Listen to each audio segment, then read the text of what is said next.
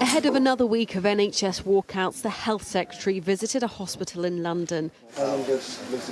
There he was confronted by a mother whose 3-year-old has cystic fibrosis and has been on a long waiting list for care.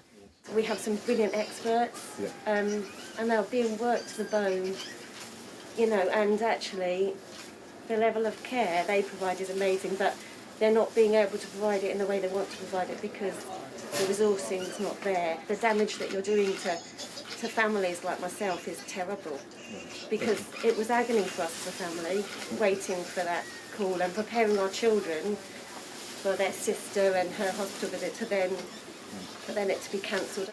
Sarah Pennington-Auld says the Health Secretary promised more money.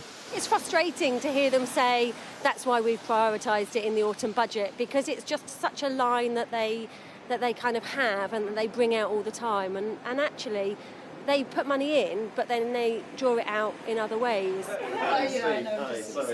On Tuesday, NHS nurses will return to the picket line in industrial action that could continue until summer.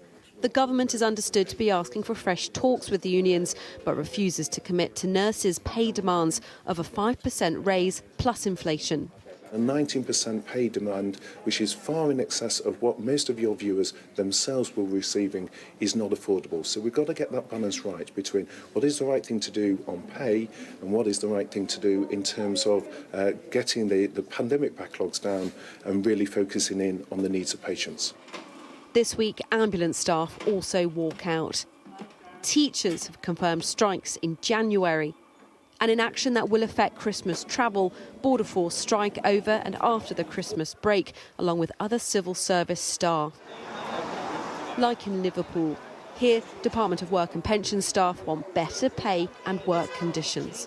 Our members are visiting food banks. We're getting queries about our hardship fund.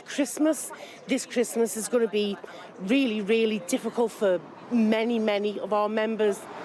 For these staff, as for those in the NHS, ministers say the door for talks is open, but that their pay demands in this economy are simply unaffordable. Catherine Ivotozzi, Sky News.